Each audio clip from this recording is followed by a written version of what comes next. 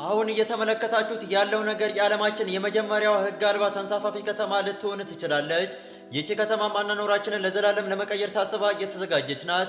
ስሟ ፍሪደም ሺፕ ይባላል። ይህ ሀሳብ ለመጀመሪያ ጊዜ በ1990ዎቹ መነሻ ላይ ሲጠነሰስ ዓላማው በዓለም አቀፍ የውሃ ክልሎች ላይ ቋሚ የሆነች ተንሳፋፊ ከተማ መፍጠር ነበር። በዚህም ሰዎች በምድር ላይ ካለ ከማንኛውም መንግስታት ቁጥጥር አምልጠው እንደ ግብር ሕጎችና ደንቦች ካሉ ነገሮች ነፃ ሆነው በደስታ እንዲኖሩ ለማድረግ ታስቦ ነበር። እናም አሁን ላይ ይህ ሀሳብ ከመቼውም ጊዜ በላይ ሳቢ እየሆነ በመምጣቱ ይህንን መርከብ ለመገንባት የታቀዱ እቅዶች በድጋሚ ህያው እየተደረጉ ይገኛሉ። ይህች መርከብ ከ80 ሺህ በላይ ተሳፋሪዎችን ወይም ዜጎችን መያዝ ትችላለች። በአሁኑ ጊዜ በዓለማችን ላይ ያለው ትልቁ የክሩዝ መርከብ መያዝ የሚችለው 7600 ሰዎችን ብቻ መሆኑን ልብ በሉ።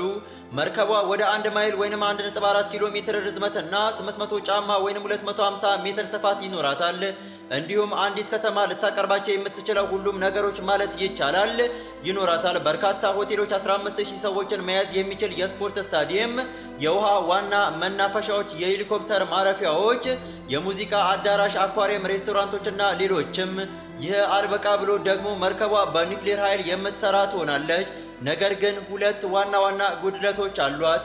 የመጀመሪያው ይህንን ፍሪደም ሺፕ ለመገንባት የሚገመተው ወጪ 16 ቢሊዮን ዶላር ነው። ሁለተኛው ደግሞ ይህ ምንም ሕግ የለውም የሚለው ሐሳብ መጀመሪያ ላይ አስደሳች ሊመስል ይችላል። ነገር ግን መርከቧ ላይ ወደ ኋላ ልትመለሱበት የማይቻል አንድ እብደት የተሞላበት ነገር ሲፈጠር ሐሳባችሁ ይቀየራል። ለአብነት ያህል ከዚህ ፕሮጀክት ጀርባ ያለው ኩባንያ እንደገለጸው በአሁኑ ጊዜ የሕክምና ምርምር ተቋማት እያነጋገሯቸው ይገኛል። ይህ የሆነበት ምክንያት ደግሞ ይህች መርከብ በምድር ላይ ካሉ ከማንኛውም ተቆጣጣሪ አካላት ቁጥጥር ውጭ ስለምትሆን ነው። ስለዚህ እዚያ ላይ ምን አይነት የሕክምና ሙከራዎች ሊያደርጉ እንደሚችሉ ማሰብ ያስፈራል። እናም ጥያቄው ሕግ አልባ የሆነች ተንሳፋፊ ከተማ ጥሩ ሐሳብ ናት ወይስ አይደለችም?